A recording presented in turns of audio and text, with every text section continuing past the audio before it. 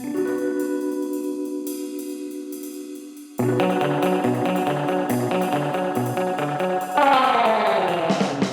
time for the Alien Conspiracy Podcast.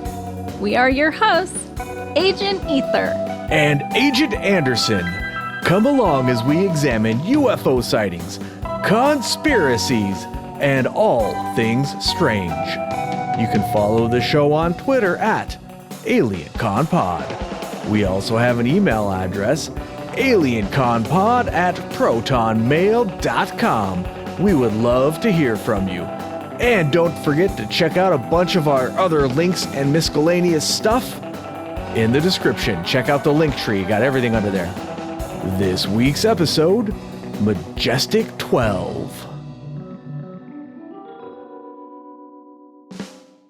All right, this is a good one. This is a big one. I like to do obscure topics that not many people have heard about. And once in a while, though, I like to do one of the big topics, one of the Roswells. This actually is pretty much in the realm of Roswell, by the way. So it's a good one to get out of the way because I do want to touch on Roswell eventually, but there's just so many topics surrounding it that you can't possibly get to it all in one show. So we have to do it piece by piece. This time we're doing Majestic 12, which definitely relates to the Roswell incident. And joining us, only a few seconds late here, we have Agent ETA. What's up, Agent ETA? Before we actually get started on this show's topic, let's give a shout out to our new Patreon supporters. I forget who we already shouted out, so what the hell, let's just shout them all out. So we got Dick Cheese McGee, it looks like he just signed up. Virginia Mailman, Elsie Meemaw, Day One Comics, and Rune Ali Christensen. Welcome to the Discord, everybody, or welcome to the Patreon, everybody. We really appreciate your support. Thank you so much for helping out the show. And also, a shout out to Diamond, who was just in a car accident and broke their leg. So I hope you get better soon. Sorry to hear you broke your leg, buddy. Hope that it heals up quick for you. And also, Day One Comics, who is a listener of the show, also is a graphic designer and illustrator. And if you want to check out what they do, check out ruomniversal.com. And I guess they do all sorts of stuff for different things. That's why they call it Omniversal. So I just wanted to give a couple of those shout outs before we get started.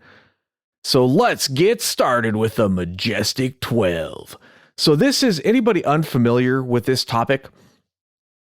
It's sort of like the smoking gun in ufology. Like if you think that this is real, then it definitely proves that our government has alien bodies and crashed saucers and all that X-Files-y type stuff. I'm not going to read all the documents that we're going to talk about because, you know, it's a lot of reading and it would be quite the episode. But I'm actually going to read that stuff as like bonus content on Patreon. But I will read an excerpt from one of the documents just so everybody has an idea of what we're talking about here. Let me grab it real quick. To me, like that name Majestic 12, it sounds like a name that should be like, you know, assigned to like a group of superheroes or something like that. You know, yeah. I would say maybe the DC universe might be more appropriate, but yeah, you know, whatever. Yeah. Well, hey, Vannevar Bush, man, that guy was a superhero. All right. So here's a paragraph from one of the documents. On the 7th of July, 1947, a secret operation was begun to assure recovery of the wreckage of this object for scientific study. During the course of this operation, aerial reconnaissance discovered that 4 small human-like beings had apparently ejected from the craft at some point before it exploded. These had fallen to Earth about 2 miles east of the wreckage site. All 4 were dead and badly decomposed due to action by predators and exposure to the elements during the approximately 1-week time period which had elapsed before their discovery. A special scientific team took charge of removing these bodies for study. See Attachment C. The wreckage of the craft was also removed to several different locations. See Attachment B.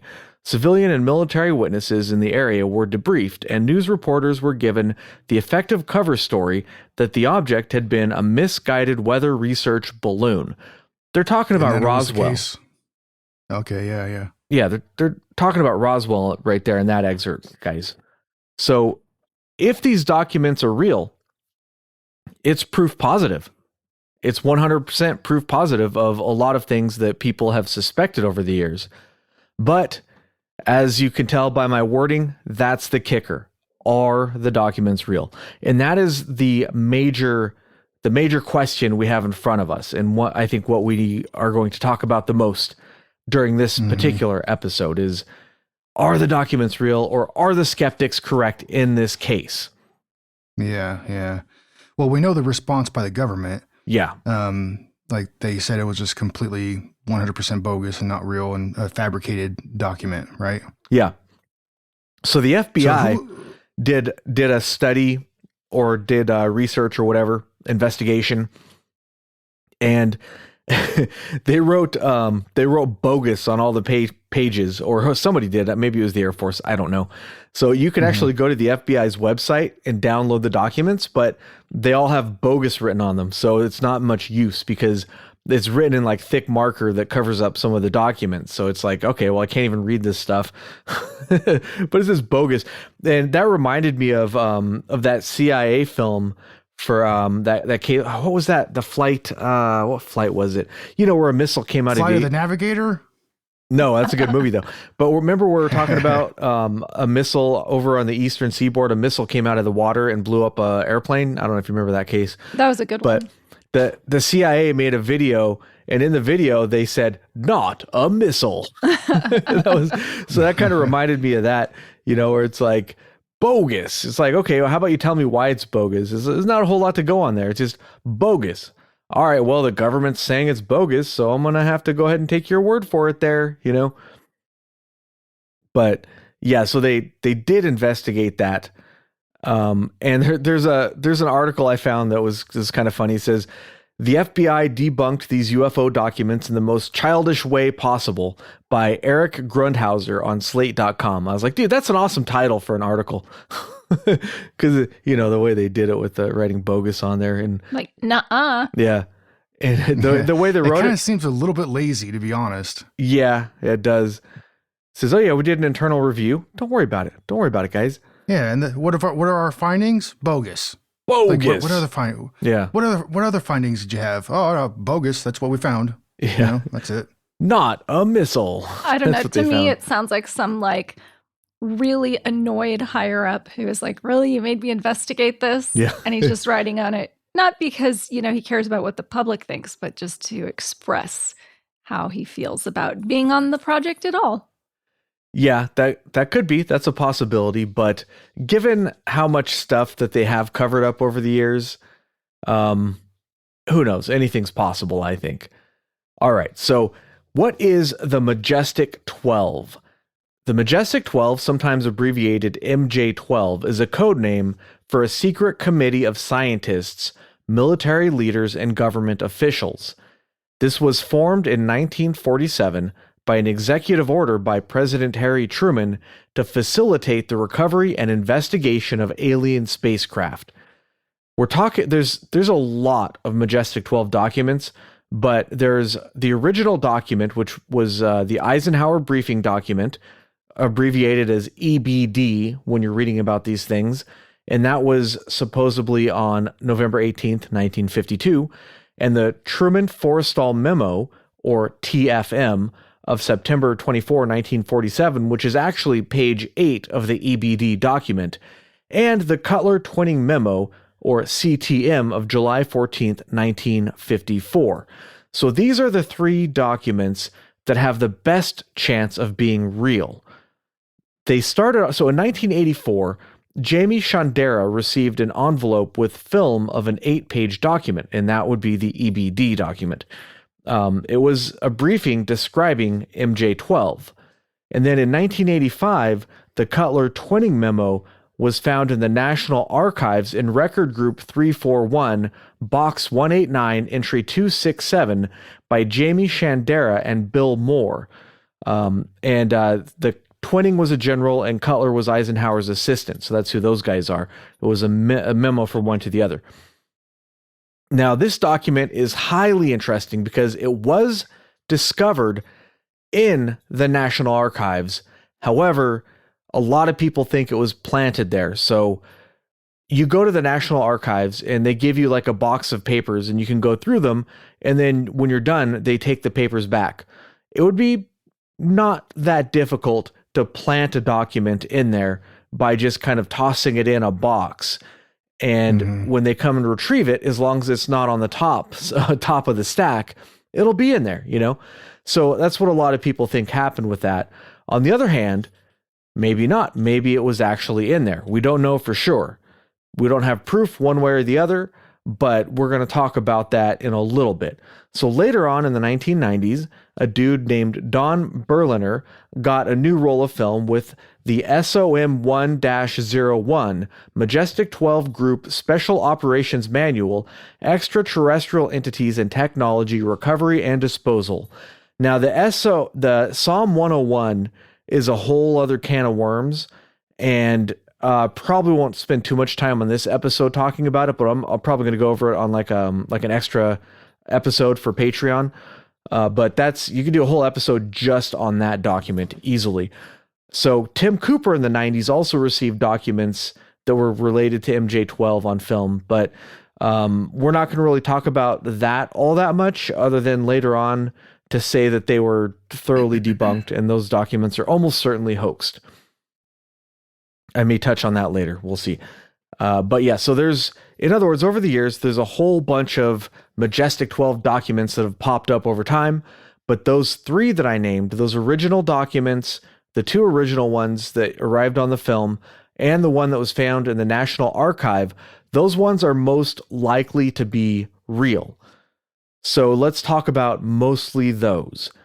Hey, I'm going to be right back. My throat is a little parched. I'm just going to grab some water real quick.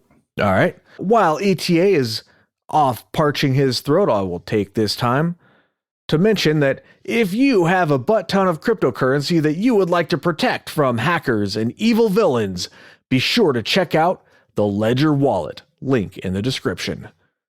All right. That's a short one this time, but what the hell? Short and sweet. I didn't have time to write out, actual advertising, so. I was driving home from work today. Yeah. And they had the morning hosts who normally do the morning show. Yeah. Doing ads for the evening, before the music. Uh-huh. And I was like, I know these guys, but then the ad was so long. It just went on and on.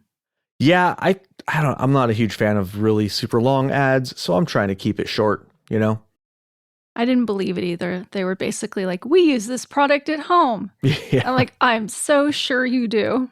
It's hilarious when you start hearing these ads that are clearly written by a marketing division somewhere, and it'll be things for like, penile enhancement or whatever, and then you have, people on podcasts reading this stuff, like Blue Chew or whatever it is.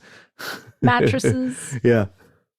Mattresses and shavers and all kinds of stuff. All kinds of stuff. Yeah. All kinds of crazy stuff. Look at him looking at me. What's he doing? I'm back. Sorry. I back you guys. Sorry. When my internet came on like that, was like right when I was like, oh shit. All right, let's do this. Because I figured you guys might have already started, even though, you didn't. But like, I figured maybe I was like, all right, well, maybe I can just jump in the middle of the episode here and just be like, hey, what's up? I back you guys. Yeah. Well, Ether was busy doing stuff, so we decided to postpone it by half an hour, hoping that you could jump on, but luckily you could. Unfortunately, Kruger is stuck at work tonight, so he will not be able to join us. But nonetheless, we still have the Majestic 12 documents to get to, so let's get to them. All right, so yeah. Majestic 12 sounds like a sequel to Ocean's 11. That's the first thing I thought of. Yeah. What are they heisting this time? I don't know. It's like Ocean's 11 meets National Treasure or something. Oh, okay. I see. So yeah, back to the documents. These documents say that we got aliens and stuff, and there's an awful lot of debunking around these documents. In fact, a lot of UFO believers or ufologists don't think that they're real. A lot of people, I'd say probably most people, think that they are fake documents. But Stanton Friedman actually makes some really good arguments that they're real, at least these first three. He makes some really strong arguments, and he dismisses some of what the debunkers have said. So he's got this website with a lot of information, a lot of good stuff on there, but unfortunately, as Stan Freeman has passed away, he's no longer with us. His website is only available on the Wayback Machine. So if anybody goes looking for it, you're going to have to put it into the Wayback Machine to find it. But he has some stuff in general that he talks about, the debunkers, which I think is useful in general because they don't do this for just the MJ-12 documents. They do this kind of for everything. We were talking about people like Philip Klass and, guys like that. So here's what he says. He has like a list, A, B, C, or whatever. He says, A, there are those who believe, despite all the evidence to the contrary, that no alien spacecraft have ever visited Earth. Therefore, any documents saying that they have must be false. No need to do a detailed investigation, to spend time in archives, research the people involved, etc. They must be fraudulent. B, there are those who are convinced that some UFOs are indeed alien spacecraft, but that no saucer crashed near Roswell because they haven't found any other classified documents indicating any have. Carl Flock, in his book, epitomizes this approach. If no saucer crashed at Roswell, then the documents must be fake. And point number C, there are several former military people who are convinced that the documents must be false because the style, format, details, etc. do not match what they would have expected them to be based on their military service from the 1960s onwards. This ignores the many changes in office procedures, copy machines, word processors, etc., and the fact that the White House is a civilian organization, not a military one. And D, there are a lot of armchair theorists who think they can make judgments without doing any homework at all. So that's us. We're armchair theorists that don't do any homework at all and make judgments. Guilty as charged. No, just kidding. But hey, it doesn't mean we're not allowed to have opinions. You know what I mean? Well, I'm definitely guilty of that today, but that's only because my internet was out. So I have a good excuse. Damn it. Yeah. So, so he has 4 basic rules for debunking of any controversial idea that he lays out, that he says this is how they work, or how the debunkers work. Number 1, what the public doesn't know, I won't tell them. Number 2, don't bother me with the facts. My mind is made up. Number 3, if one can't attack the data, attack the people. It is easier. And number 4, do one's research by proclamation. Investigation is too much trouble. And, I think we've seen that by the skeptics, not always, but often we see them using strange ideas and, logical fallacies and things to disprove stuff rather than talking about the information at hand. Mm-hmm. So Carl Flock says that since the Majestic 12 isn't mentioned in secret documents, not necessarily top secret, but he says that because it's not mentioned in any secret documents, it doesn't exist. But there are actually still classified documents from the Truman and Eisenhower administrations, and those are the administrations we're kind of talking about here. Apparently, there's about 300,000 documents still classified under those administrations, and NSA classified 156 UFO documents, classification top secret Umbra. I guess the NSA uses 3 top secret compartments, Umbra, Spoke, and Moray. Moray would be the first, Spoke would be the second, and Umbra would be the highest classification. So these are code words they used to indicate above top secret levels. And we know that exists. We have evidence for it on documents, although it's very rare to find them. Those are usually hidden away. And we have revealed that there are 156 UFO documents, although those documents have not been released by the NSA, obviously. Or we'd be talking about them too. Yeah, I don't know if stuff like that will ever get released, really. I mean, if it is really going on, if we are in communications, or if we have found crashed UFOs or alien technology, what have you, whichever way you want to take it, then I doubt that would ever, I wouldn't release it. If I was in control of the information, I wouldn't want anybody to know. Yeah. Anybody interested in like that hardcore document stuff, go check out the Black Vault Radio. John Greenwald Jr.'s, he has a podcast and a YouTube channel. he talks about documents. He does FOIA requests is basically one of his main things. And he'll say how like he'll do a FOIA request, and in that it'll have a reference to a document. So he knows for a fact that the document exists. He'll do a FOIA request for that document, and then it'll come back. They'll say, whoops, we can't find it. It's lost. Sorry. That happens all the time. And it happens so often that at some point you're like, really? Like, I kind of don't believe you, buddy. I think you're just making that up because it's, it's top secret or whatever. How are we going to be able to prove that they're lying about it? You can't. They're just, you just have to take their word for it. So a lot of documents have been quote unquote lost over the years, if you can believe that. So during, I guess, arguing over some of this stuff, the MJ-12 documents, Stanton Friedman and Philip J. Klass had a bet that Stanton couldn't find documents with the same Pika typeface as the Cutler twinning memo. And he was able to find 14 such documents and won $1,000 from Philip Klass, which is pretty awesome. Damn. Because one of the ways, so I'm not talking about Klass specifically. I've mentioned him on the show before, but quite a lot of his debunking attempts are lazy, to say the best, or outright ludicrous. For example, my favorite is the Illinois 2000 case where, people report these big giant craft flying around the skies. We did an episode on it, and his explanation was Venus. It's like, well, you could say a lot of things, but to say it was Venus, it's pretty dang lazy. It's pretty lazy. So I don't know how the hell you can mix up the two. I mean, I don't give a whole lot of respect to his explanations. There are debunkers who, while they're always negative on everything, the sort of making them, it's hard to give anybody any credit when they're always disproving everything and they don't give any room for anything to actually be evidence. Everything has to be false, but there are some that actually base it on real evidence. So they do try to make an argument. Philip Klass is not one of those. He makes stuff up. He invents evidence. He's not reliable in my opinion at all. Well, his basic like standpoint is like, if it mentions aliens, then aliens aren't real, so it's not true. Basically, it's kind of like one of those things, right?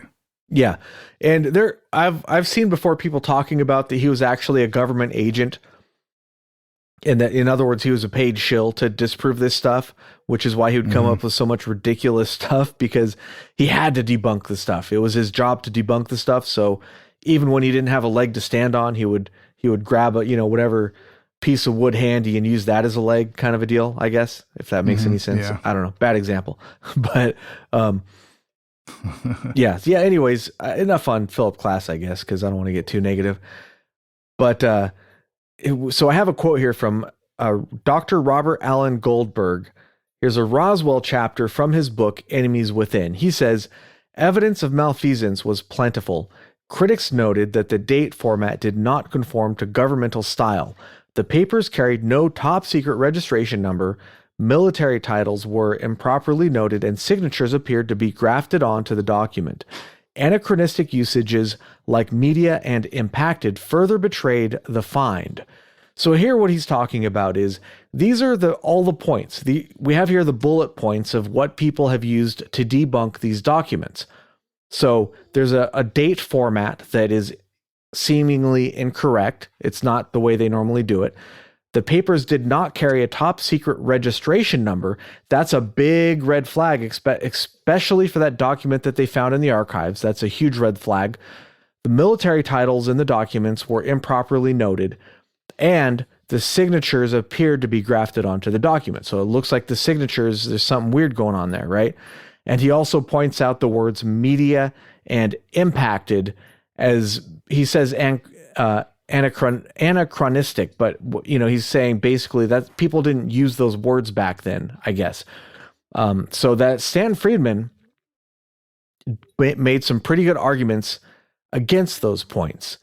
So about the date formats. So when we're talking about this stuff, Stan Friedman actually traveled all over the country, going to the document archives, going to the Eisenhower library and going to repositories of documents to find actual examples of documents. And if you look on his website, he's more specific than I'm going to be. I'm not going to be super specific about all the documents because I don't want to get too bogged down in all that stuff. But he found documents that had many different date formats used by Truman and Eisenhower. And he has got examples to prove that the ones in the MJ-12 documents are not unique. He found other examples of the date format like that being used. And he also looked it up, and he found that historically the words media and impacted were in use at the time. So people did use those words even if they weren't as common. So those words in and of themselves don't disprove the documents. And that's an important point, because it'd be like if you found somebody said iPhone in one of those documents, that would easily disprove the document because they didn't exist back then. But same thing with these words, they were in use at the time, so we can assume that that does not disprove the document. Whether or not it makes the documents a little more sus, it's up to you to decide. All right, so about the top secret control numbers. This is a discussion that, like, we could probably do a whole lot on this, but there's a good summary here. So Ed Stewart's like a skeptical type dude, and he claimed that the RG341, the record group, is a record group with nothing but declassified top secret documents. All documents in the group are filed by control numbers. If a document did not have a top secret control number, it would not have been able to be filed in RG341. Repeat, every document in RG341 is a top secret document that has been declassified and has a control number, the entire record group. So that's a direct quote from Ed Stewart. So Stanton Friedman, he actually is somebody, he did a lot of legwork to investigate this stuff. He was not one to just make statements and loosely based opinions. His opinions were based on a lot of work, and that's why he's such a respected figure in the field, even to this day. So Friedman says that this is totally false. RG341 has 9,787 cubic feet of material, about 1,000 4-drawer filing cabinets. That's a lot. That sounds like a shit ton, a metric shit ton. So when you say record group, record group 341, that could be like 2 boxes of documents. We don't know, but he found out the exact number, and apparently it's an epic crap ton of documents. So a preliminary inventory shows that only a few percent, about 3% of 341 is actually top secret documents. There's all sorts of documents in there. And he was able to prove that what this other guy said was factually incorrect. And remember when I said the points earlier that Friedman was talking about his objections to how these skeptics usually operate? Well, here we have a real life example of why he has that opinion. So not only that, but many of the documents in 341 are still classified. And he pointed this out. And Ed's response was, here's a direct quote again, "My apologies to Stanton Friedman. On attempting to verify the statements I made with the source of the information, it became apparent that much that I had posted related to RG341 was misleading to false. I asked for clarification, which was promised, but after 4 days was undelivered. I felt a reply to Friedman's last message needed to be time sensitive to be of any value. Thus, my apology to Stanton Friedman and readers of this mailing list for having posted the first paragraph of my last message, which is not supported by the facts. Unfortunately, I will not be available for further discussion on the UFO subject. I have decided there isn't anyone in this field that I really care to associate with any longer, regardless of what their opinions are." So, props to him for admitting he was wrong, but also kind of a sore loser, So, and then Stanton Friedman said, "Like the kid who takes his marbles and goes home." That was a pretty sick burn back in the days, guys, in case you're not aware of that. but yeah, so just to put the documents without control numbers to rest, Stan Freeman actually found examples of secret or top secret government documents in 341 that did not have control numbers. And he quoted, I forget who, I didn't notate it specifically, but he quoted somebody who was like an archivist or somebody who worked with the documents, who said, if every top secret document had to have a control number, we'd still be fighting World War II.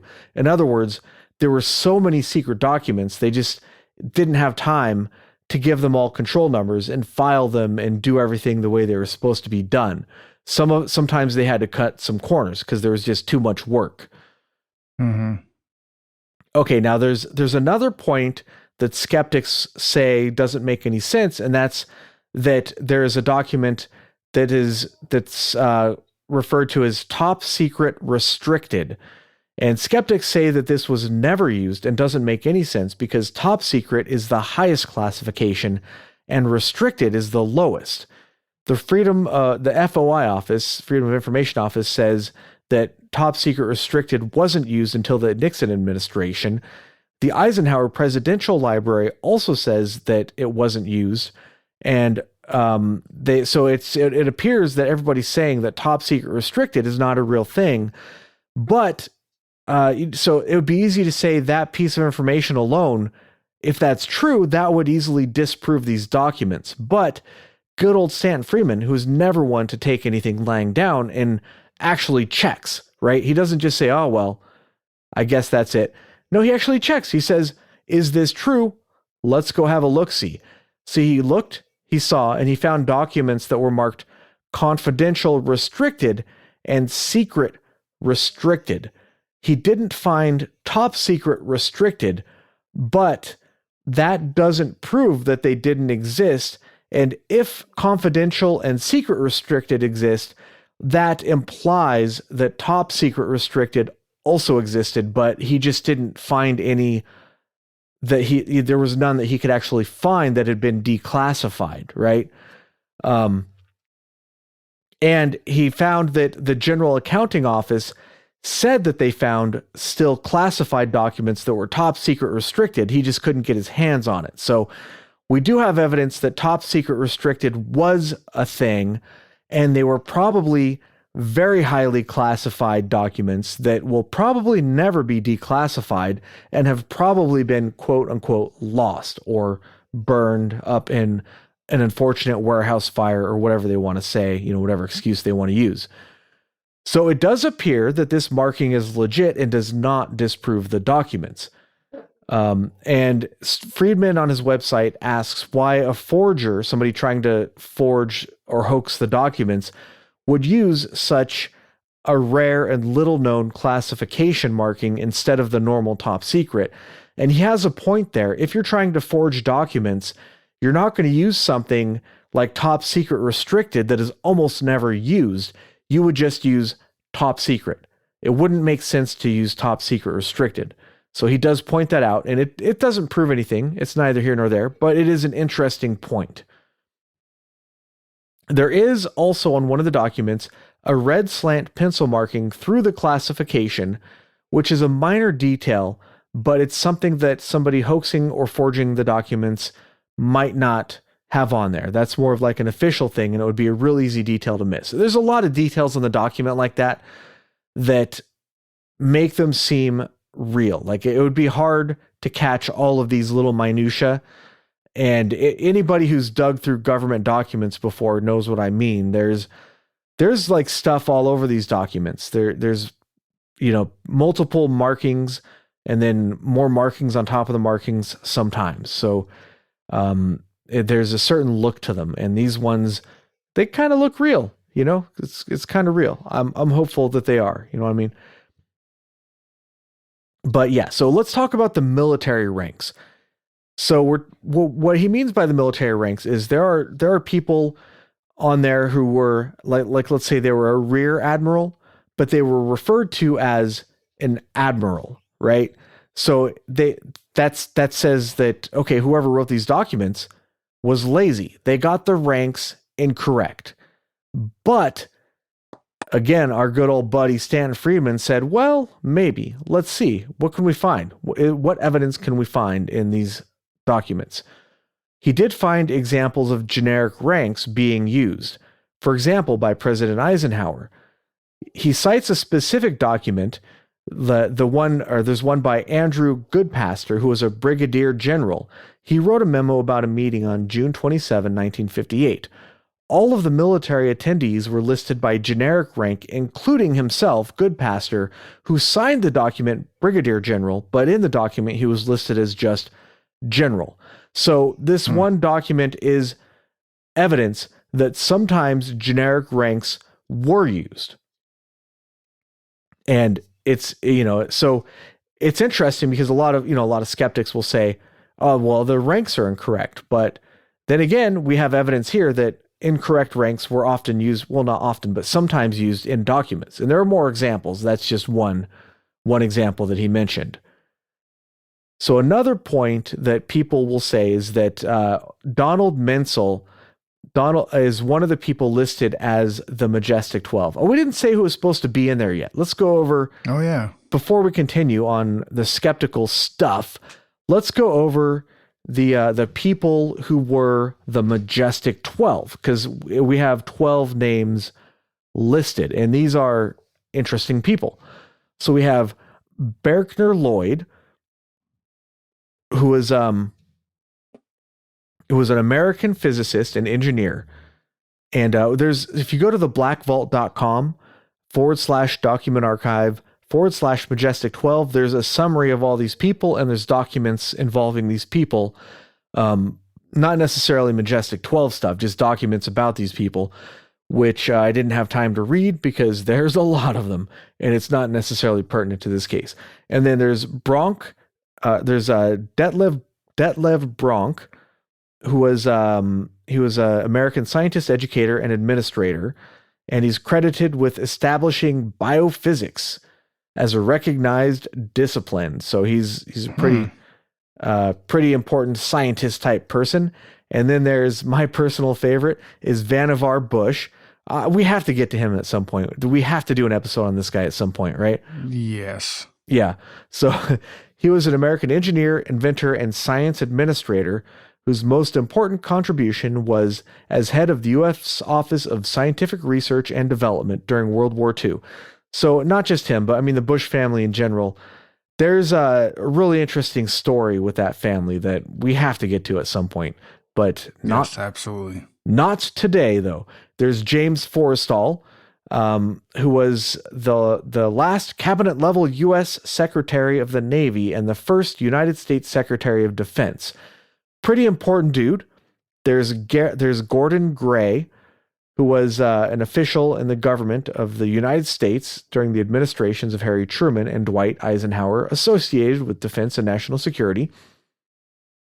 And there's Roscoe Henry Hillenkotter, and he was an admiral. He was the third director of post-World War II United States Central Intelligence Group, CIG, the third director of the Central Intelligence, DCI, and the first director of the Central Intelligence Agency created by the National Security Act of 1947. So in other words, this is a pretty important dude, very. Yeah. Big swinging dick was what this guy is. Yep. I just said that to see if Agent Ether's really asleep over there, and she appears to be. Only half asleep. Only half asleep. Sorry, I was up really early. Yeah, she had a long day, guys, so you have to forgive her. I go sleepy. Yeah. So Jerome Hunsaker, who was a American airman, and he was educated at the Naval Academy in Massachusetts. Not really that big of a dude. Apparently his file was destroyed in September 24th, 2004 is what it says here on the Black Vault. Huh. There's Donald Menzel. He was a theoretical astronomer and astrophysicist. He discovered the physical properties of the solar chromosphere, the chemistry of stars, and the atmosphere of Mars, and basically just astronomy dude, pretty smart guy. There is a lot of he was a pretty one of the foremost debunkers, and a lot of people speculate that he was hired by the security or by like the CIA or FBI or who knows what, that he was on their payroll to debunk stuff. I tried looking for actual evidence of that. I couldn't find it. Maybe if I did a deeper dive, I'd be able to, but a lot of people suspect he was actually working for the government to debunk stuff. But we know that he worked for the government. We don't know, at least I couldn't find specifically that that was his job to debunk UFO sightings, but maybe a topic for another time. Robert Montague, he was a lieutenant general in the United States Army, and he was a deputy commander of Fort Bliss, Texas, and commander of the Sandia Missile Base in New Mexico. And we have Sidney Sowers. He was an admiral and intelligence expert. He's a Rear Admiral Sowers, was appointed as the first director of the Central Intelligence on January 23rd, 1946 by President Truman. So, another guy who is very high up on the command chain there. General Nathan Twining, who was he was a Air Force general, and he was a chief of staff of the United States Air Force from 53 to 57. So another very important fellow there. And Hoyt Vandenberg, he was a U.S. Air Force general and the second chief of staff and second director of the Central Intelligence. During World War II, he was the commanding general of the 9th Air Force. So a bunch of high command. Now, you could say that this list in and of itself doesn't really prove anything, because it would be fairly easy for somebody hoaxing this stuff to just go through and just sort of pick important people and say that they're on there, So it doesn't necessarily prove anything, but I did want, before I continued, at some point in the episode, I did want to mention who the Majestic 12 were supposed to be, because it's sort of an important detail, right? Sure. Oh, sure. Oh, sure. All right. So that's what, So, because we're talking about Donald Menzel, and a lot of people saw his name on the list and they're like, what? That guy's like a skeptic. Why would he be on the Majestic 12? That doesn't make any sense. He's like a hardcore skeptic. But Friedman actually found proof that Menzel was working for the CIA and the NSA and more than 30 other private companies. He worked on like classified stuff for decades. So that, remember, like I said, we know he was working for like top secret stuff. We just don't know specifically what he was doing. And I was not able to find evidence that he was specifically debunking stuff for them. But, and someone like that also, you never really know if you're getting the truth from somebody who has been that deeply embedded, Yeah, for sure. And, I want to be clear, by the way, that when I say, those damn debunkers, or I hate those people or whatever, but I do appreciate that Menzel was a patriot and he worked for his country. And if he was debunking for his country, while we don't like that, on the other hand, he was doing what he thought was the right thing to do at the time. So I don't blame him for that, So if that was the case, I don't necessarily think he's a bad guy. But on the other hand, skeptics are skeptics, and they don't always make sense. So I'm going to call them out when I see stuff that doesn't make sense.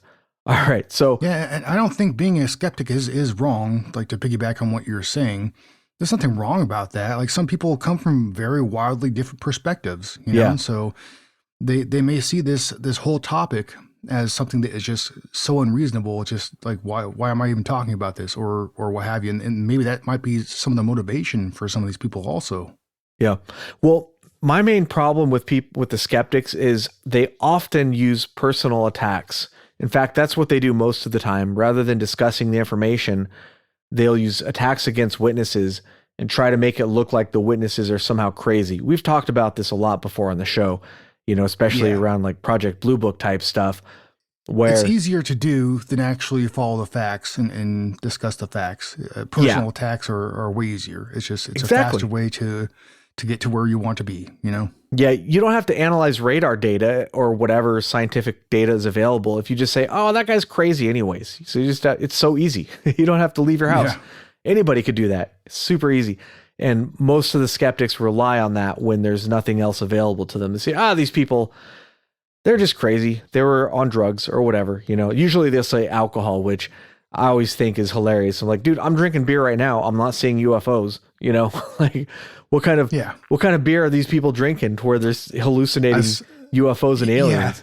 I want some I of was just that. about to say that. As far as I know, alcohol is not a hallucinogen. Yeah. I don't think, right? You can I know hallucinate it's not. when you're withdrawing from alcohol, from as far as I'm aware. I'm not an expert, so I don't know for sure. But I've never heard of anybody hallucinating from alcohol. That's just completely bizarre. Are you Agent Ether? Are you turning in?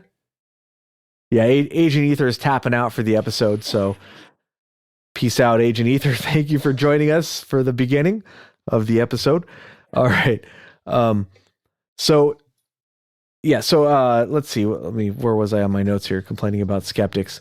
All right. So yeah, anyways, Friedman found documents, that Menzel's documents, I guess, are archived somewhere. And he found documents that prove that he worked for the CIA and the NSA. Skeptics attack this and say that anybody could have discovered those documents, basically implying or saying that, somebody could have gone to those document archives, discovered these documents, and then used that information to put him on the list if they were hoaxing the document, which, let's be real, that's a kind of a lot of work just to put a name on the list. I don't think that's what somebody hoaxing would have done. They would have just picked the names of prominent people to put on the list. So Stanton Friedman says about this idea, some people have complained that anybody could have found out what I did about Menzel prior to the receipt of the EBD. Yes, of course, the documents were sitting at the Harvard archives, but it took 3 signatures, including his wife's, for me to gain access. No evidence has been claimed or put forth that anybody else had looked at the papers before I had. Some have even falsely suggested that I noted the letters to Kennedy, etc., at the readily accessible APL Menzel UFO correspondence file. They weren't there.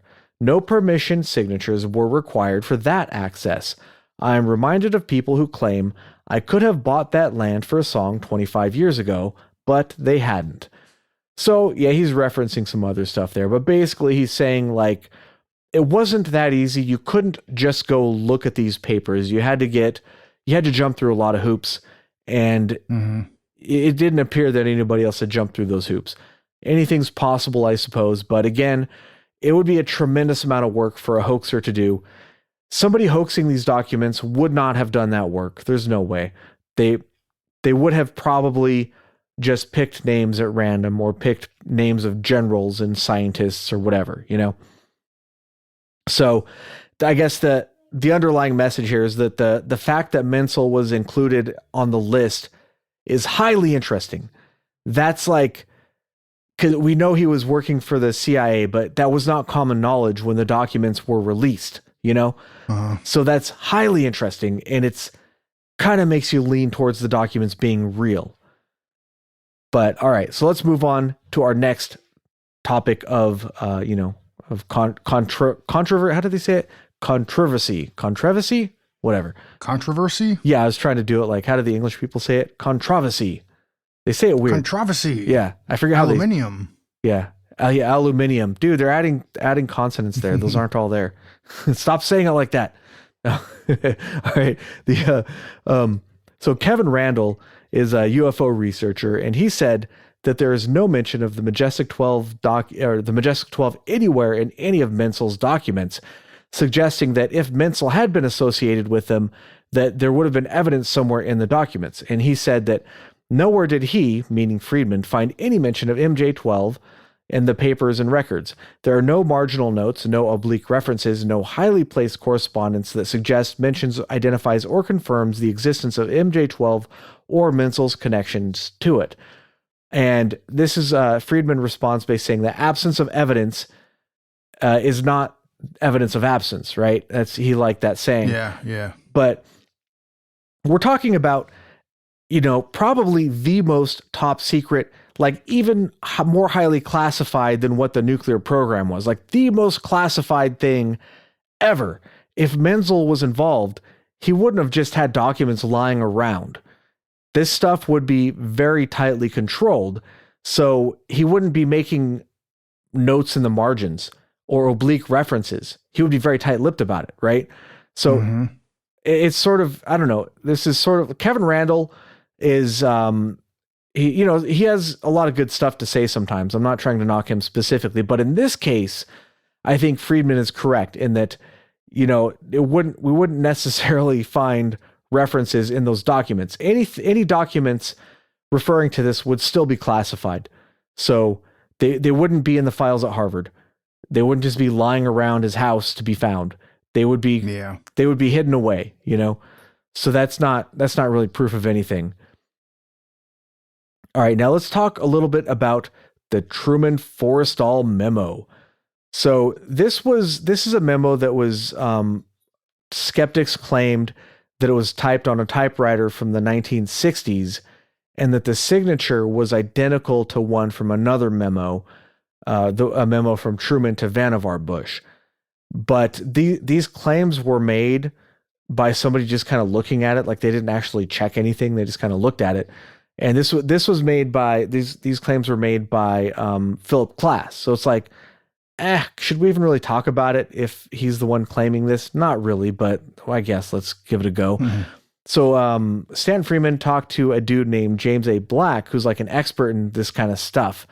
And he determined that the letter was probably typed on an Underwood typewriter from about 1940.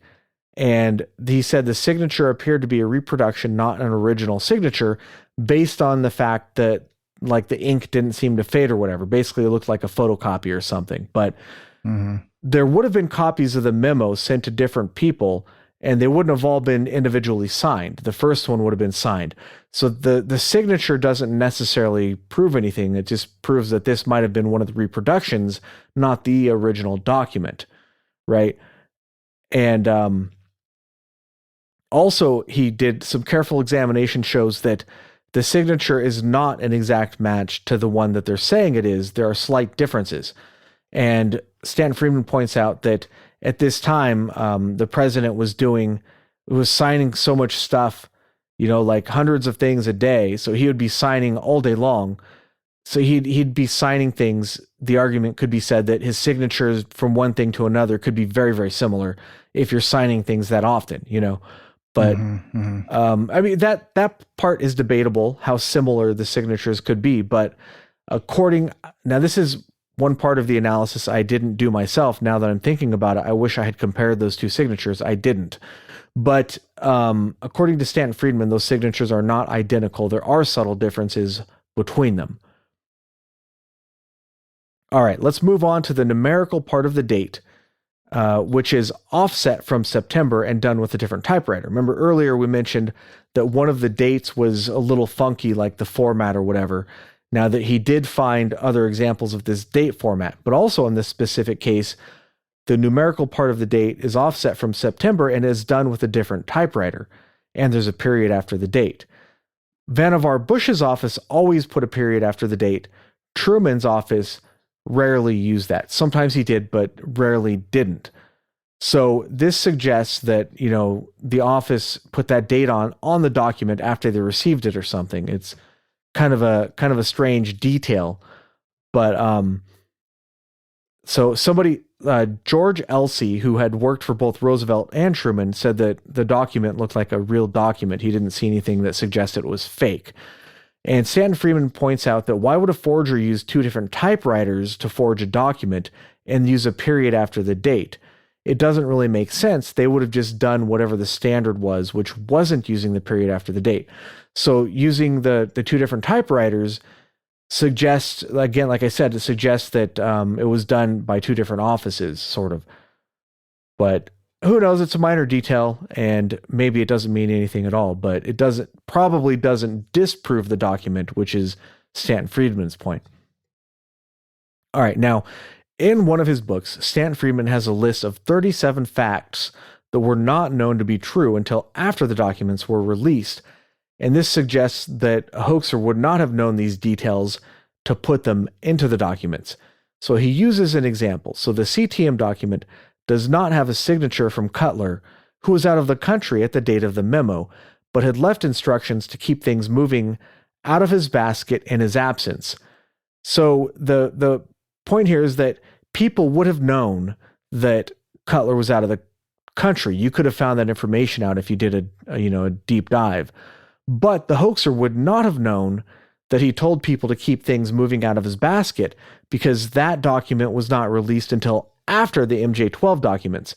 So the hoaxer would not have known that he wouldn't have signed that memo, right? In other words, the hoaxer would have probably put a signature on that document or hoaxed the signature on there, you know? Mm-hmm. So the Stan Friedman says that the document proving this took him 2 years to get out of classification review when he requested it. So this was totally unknown. Maybe a minor detail. It doesn't necessarily prove the documents are real, but it's a pretty compelling argument that the fact that that document is not signed doesn't disprove it either. And it does line up with other facts of the case that he was able to uncover. It fits, you know what I mean? Mm-hmm. It just sort of adds a little bit, it kind of makes you go, that's interesting. So there's also a newly declassified box of General Twining's papers. This is according to Stan Friedman. So by newly, this is when he wrote this, was a number of years ago. But anyways, it included a flight log that shows that he flew to New Mexico from Dayton on July 7, 1947. This is also confirmed by the pilot's flight log. Now, this is in the Majestic 12 documents, but a hoaxer wouldn't have known about that date because those documents were not declassified at the time that the MJ12 documents were released. So that's another detail. And he has, like I said, he has 37 of these, but we won't go over all of them. That's just a couple of examples of things that kind of like, is that proof? I don't know, but it's not something that a hoaxer would have known unless the hoaxer was working from the inside, of course. And in which case, this would be a very high effort hoax, and you'd have to wonder why they were hoaxed in the first place. But so I mentioned earlier that Tim Cooper had received some Majestic 12 documents, but Stanton Friedman proves that they are fake. Like, he definitively proves that they are fake. He goes through and finds which documents certain things are copied and pasted from, and, you know, certain elements that are obviously faked and that kind of stuff.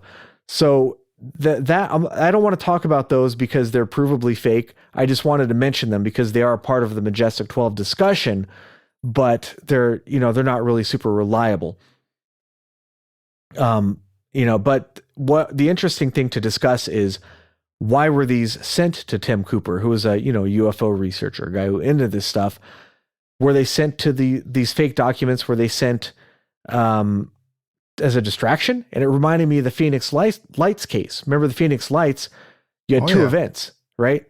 You had the first event, which was the UFO, and then you had the later event, which was the military dropping flares in a triangle formation, which looked an awful lot like they were trying to cover up the previous event. So is this the same thing? Did somebody in government forge these documents to try to make the previous documents look fake as well? Maybe. I don't know. We don't have any proof of that. We can only speculate, right? Maybe it was possible. Yeah, maybe it was part of a psyop. Stan Friedman suggests that maybe these documents were forged, the ones that Tim Cooper got in the 90s, maybe those were forged to waste the time and money and effort of researchers, because they'd have to spend all this time chasing down and researching to figure out if these documents are real or not. And remember, Stan Friedman, he would travel to these document archives, which were not, and to my knowledge, still are not available online. You have to physically go there. And that's a lot of work to go there and dig through all these documents, boxes and boxes, thousands and thousands of documents, looking for these clues. It's amazing what he was able to accomplish, actually, by doing this, but it took a significant effort on his part. And there's not that many people willing to put forth what am I saying? There's not that many people willing to put forth that kind of an effort to prove or disprove this stuff. You know what I mean? So that's his idea, is that these documents are just trying to waste their time and money, because most of us, we're not rich. We can't just go flying around the country and, staying at hotels and whatever. That takes resources. There's a limit to how much you could do that. No, resources and free time. Yeah. Who has that kind of free time, Yeah, exactly. But yeah, so that's his idea. Maybe it was a psyop for the Russians to distract them from real, like top secret airplanes or whatever. There's any number of ideas as to why these documents might be hoaxed by the government. It could even be hoaxed by, let's play devil's advocate. What if Stanton Friedman hoaxed these documents and sent them to Tim Cooper? Because let's be real, he wrote books about this stuff all the time. Well, not all the time, but he has multiple books about these topics. So him sending out documents could serve, his book sales. But on the other hand, I guess he did personally debunk them. So maybe not. I don't know. But so in Stanton Friedman's estimation, he says that the EBD, TFM, and CTM documents are probably real. And he thinks that there's a good chance that the SOM 101 is real as well. And he thinks that the Cooper documents and other documents are fake. And that's, in summary, what he thinks. Now, personally, I think that the SOM, the SOM 101 documents, I feel very strongly that manual is fake. So I disagree with Stanton Friedman here. And there's good reasons for that, which we won't go into here because that's a whole other episode, but it's a manual on what to do about saucers. I'll go over it on a bonus episode for Patreon, but there have been some analyses that point out some pretty glaring problems with it. I'll just leave it at that and say that I do believe the skeptics in this case, they make a very good case that this is not a real document. So I don't believe that one. But I think Stanton Friedman makes a really strong case for those 3 documents. I'm not like 100% convinced. I'm still kind of on the fence, but I used to be completely skeptical about the Majestic 12 documents until I read Stanton Friedman's argument. That's why I spent so much time on this episode talking about the arguments, not the documents themselves. The documents say that the governments have aliens. Okay, I think that's all we really need to say about those. But whether or not they're real, that's really what we're talking about here. Because if they're real, big question. If those documents are real, that's our smoking gun right there. That is the disclosure that everybody's been looking for. And I think that, I think that's plausible that they could be real. I think it's really plausible. Stanton Friedman makes a very strong argument and points out some things that kind of make me kind of lean more towards them being real, actually. I'm still not 100% convinced, but before I didn't believe that they were real at all. And now I think it's possible. So I don't know. Who knows? Yeah, I'm right there along with you. I think some of these documents absolutely could be real, and then other ones have been placed, to create like a disinformation. You know what I mean? To take away from the credibility of other documents. You know what I mean? Yeah, for sure. Now, one problem that Stanton Friedman didn't really resolve is that there's the problem of where the documents came from in the first place.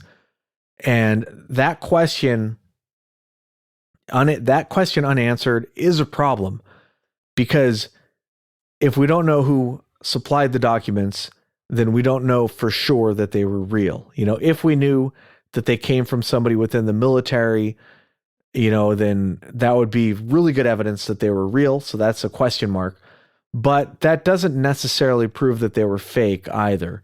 That's just sort of, anytime you don't have a good lineage for a document, it's automatically suspicious, So unfortunately, that's still the case with these documents. But well, it's like in the court of law, when you have evidence, you have to have a record of the chain of evidence. Where has the evidence been? Has it had any opportunity to be falsified or changed or whatever? You know what I mean? Yeah. So it'd be nice to have that.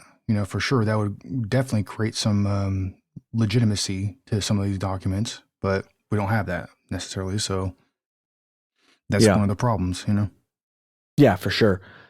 So yeah, I guess that's, that leaves us where it leaves us. Unfortunately, we don't know for sure that the documents are real, but we have some pretty compelling evidence that they are. And we also have some pretty strong arguments that they're not. You can look either way. So I don't know. I still don't know about these, but I still find them fascinating. I'm going to read through these documents on Patreon for people who are interested in that sort of thing. I imagine that only like the hardcore nerds like myself are going to be on the Patreon. So that's, I'm guessing that people might want to hear something more about specifically what's in the documents. So I'll go over that. But other than that, I think that's pretty much about all we have this time for you. So thanks for listening. And would you like to give us a Keep It Strange, Agent ETA? Hell yeah. Thanks for listening. I appreciate all you guys, and keep that shit strange.